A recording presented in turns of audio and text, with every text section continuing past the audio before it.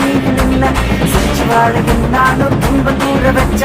ஆதி அந்த எல்லாமே அன்னை தந்தை என்று சுற்றி வந்து சொன்னாயே கெத்தாக அன்று வீர சூர கணபதி உலக யான கணபதி யான முக கணபதி கணபதி